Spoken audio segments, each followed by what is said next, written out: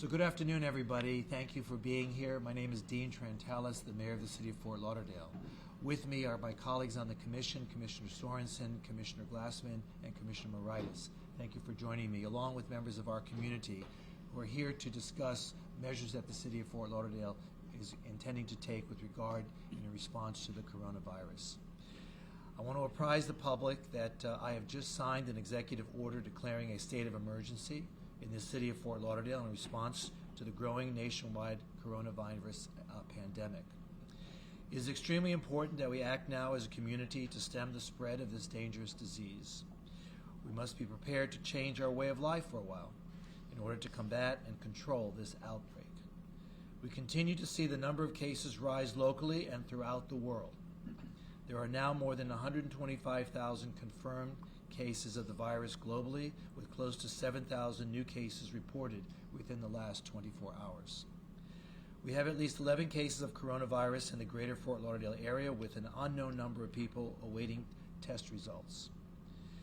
Health experts are predicting the widespread transmission of the virus in the United States without immediate emergency action, and there is no current vaccine to cure or combat the illness. I want to emphasize that this is not a time to panic, nor is it a time to sit idly by. It is a time for clear and decisive action. It is a time for us to come together as a community and to follow the advice of the health experts.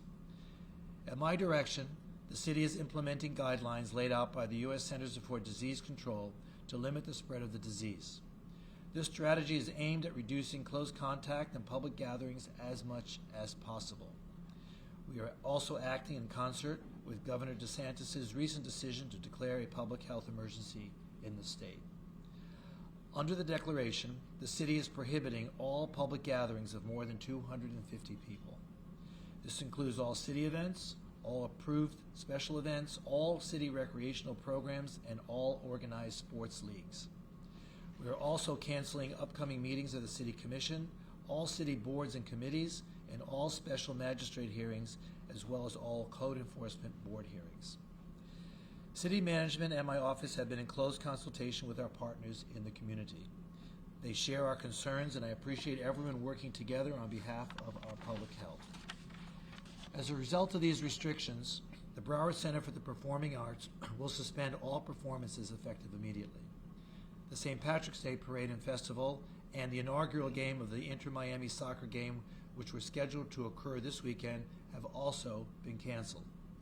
Pride of the Americas, which is set for April 21st to the 26th, is now being rescheduled for later in the year.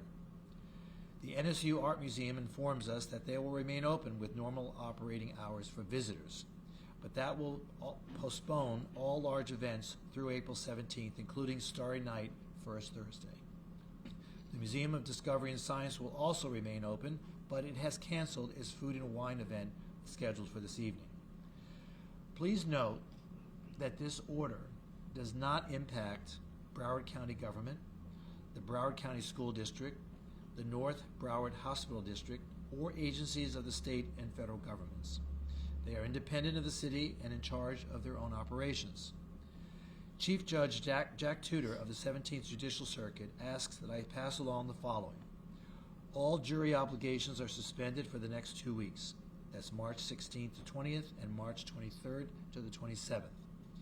All other court operations are continuing as normal. A decision will be made later regarding future juror responsibilities. For updates, please contact Judge Tudor's office at the jury room hotline, which is 954-831-7051. That's 954-831-7051. In addition to the steps being taken regarding public gatherings, I am also ordering that every public place, including businesses, restaurants, bars, and retail establishments, have alcohol-based hand sanitizer at every entrance for use of patrons and employees. These shall be used upon every entry and exit for each patron as well as employees. These restrictions will be strictly enforced. This declaration goes into immediate effect and covers the next 30 days, including up to April 12th. We will continue to assess the situation and make changes as necessary. Again, we are implementing these proactive procedures for the protection of our community, our visitors, and our employees to help slow the spread of the virus and to ensure we do not overwhelm our healthcare system. In addition to these measures, we want to remind everyone to continue to follow the CDC's recommended preventive actions that include washing your hands often, avoid close contact with people who are sick, avoid touching your eyes, nose, and mouth, stay at home when you are sick, cover your mouth and nose when you cough or sneeze, and if you have a fever or cough, difficulty breathing, please seek medical attention. Follow the CDC's recommendations on travel restrictions. If you are concerned that you have been exposed to the coronavirus, please call the Florida Department of Health in Broward County at 954-412-7300. That's 954-412-7300, and your healthcare provider before going to any healthcare facility. We remind everyone that the Florida Department of Health has established a dedicated coronavirus call center at 1-866-779-6121. That's 866-779-6121.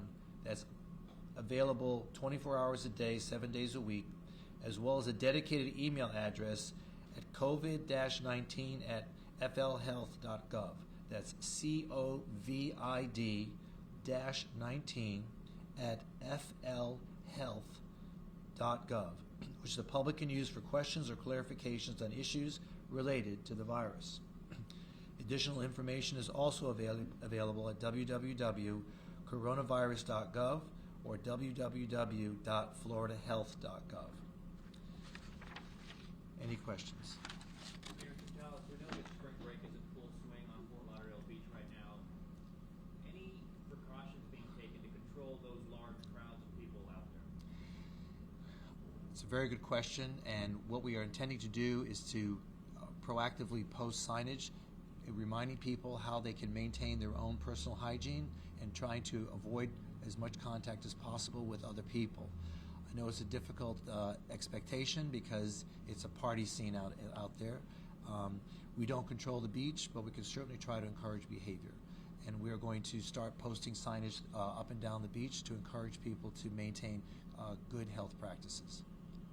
What impact is this having on? I can't hear you. What impact do you think this is going to have on the economy here? Well, of course, we are hoping that this will be a short-lived episode in our community, and we're hoping that the impact will be minimal. But we do indicate and we do expect that this dislocation in normal day of life is going to have some sort of impact. How to measure it, I don't think I have that capability, but I do know that it will have some impact. But I do think it will be short-lived because I think the people of our community understand the importance of trying to maintain the standards that we're trying to establish here, and I think that that will encourage the others to do the same.